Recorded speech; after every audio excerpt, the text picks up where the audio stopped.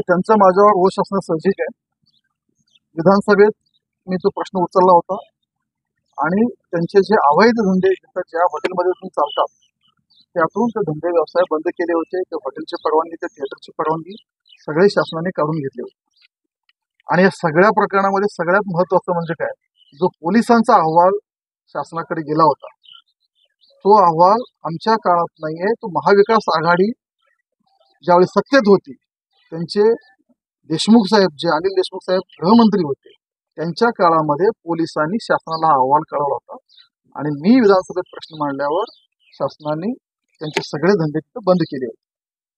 आणि माझ्यावर रोष असणं साहजिक आहे. फक्त मला ह्याच्यात म्हणायचं आहे की आदरणीय सुशीलकुमार शिंदे साहेब, नूतन खासदार प्रणिती शिंदेताई हे मंचावर असताना ते जाहीररित्या सांगत होते की आम्हाला 2 नंबर धंद्याशिवाय काही जमत नाही, तुम्ही आमचे धंदे चालू करा. कार्यकर्त्यांना सांगत होते की तुम्ही पोलिसांना घाबरू नका, तुम्ही धंदे चालू करा. आणि विशेषतः शिंदे साहेबांना आणि खासदार ताईंना त्यांनी सांगितलं की तुम्ही SP साहेबांना सूचना द्या आमचे धंदे चालू करायला.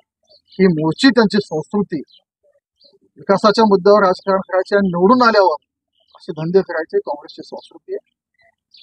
एक तरी म्हणजे त्या भाषणामध्ये त्यांनी जीवाची धमकी पण दिली, एक तरी त्यांनी राहील किंवा मी राहील. आणि मी अशा घाणेरड्या धमक्यांना भीक घालत नाही. अशा धमक्या रोज मला मिळतात, असं धमक्याकडे मी बघतही नाही आणि भीकी घालत नाही. पण एक ह्या सगळ्यामध्ये दिसून येतं की निवडून येताना गोरगरिबांचं कल्याण, विकास वगैरे वगैरे वगैरे अशा मोठ्या मोठ्या गोष्टी निवडून यायचे आणि आल्यावर अशा धंदे चालू करा अशी मागणी आपल्या खासदारांनी करायचं. आणि ह्या सगळ्यांवर खासदारांनी आणि सुशीलकुमार शिंदेनी मौन व्यक्त केलं, कुठलीही प्रतिक्रिया दिली नाही. ह्याचाच अर्थ निवडून आलेल्या खासदारांचं, त्यांच्या नेत्याचं अशा धंद्याला पाठबळ हे सिद्ध होतं. काय आपली या पुढच्या काळात मागणी असणार आहे? गृहमंत्र्यांकडे देखील आपण या संदर्भात काय पाठपुरावा करावा? पोलीस अधीक्षकांनी ह्याच्यावर लक्ष घालावे. कारण त्या भाषणामध्ये त्यांनी उल्लेख केला की शिंदे साहेब तुम्ही पोलीस अधीक्षकांना सूचना द्या, आमचे धंदे चालू करायला सांगा, त्या धंद्याशिवाय आम्हाला काही जमत नाही. जाहीररित्या व्यासपीठावर खासदार निवडून आले म्हणून जर त्यांचा एवढा आत्मविश्वास वाढत असेल तर पोलीस विभागाने ह्याकडे लक्ष द्यायला पाहिजे, ह्यांच्यावर कारवाई करायला पाहिजे. काँग्रेसचे कार्यकर्ते गरीब आहेत, त्यांना असे धंदे करू द्या असं देखील वक्तव्य हो, त्यात म्हणले नाही काँग्रेसचे कार्यकर्ते गरीब आहेत, आम्हाला ह्याला सोडून कुठलाही धंदा करता येत नाही, त्यामुळे आमचे 2 नंबर चालू करा अशी मागणी त्यांनी सभेत केली. पण मग ते कोण, त्यांचे काय पद आहे आणि काय यापूर्वी त्यांचं? ते तालुका अध्यक्ष आहेत, माजी मंत्र्यांचे भाऊ आहेत, नाही ते प्रमुख नेते काँग्रेसचा चेहरा आहे. आणि ज्या पद्धतीने त्यांनी बोललं त्या पद्धतीने पोलिसांनी त्याच्यावर यापूर्वी किती गुन्हे दाखल आहेत, आताही एक तरी त्यांनी राहील किंवा मी राहील अशा धमक्या पण द्यायला. त्यामुळं ह्या सगळ्यांची गांभीर्याने नोंद पोलीस प्रशासन तर निश्चित घेईल.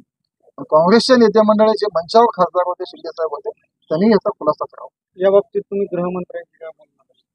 निश्चित करावा. धंदे तरी बंदच आहेत, चालू तर होऊच देणार नाही. अक्कलकोटमध्ये अशा धंदे कधीही चालू होऊ देणार नाही.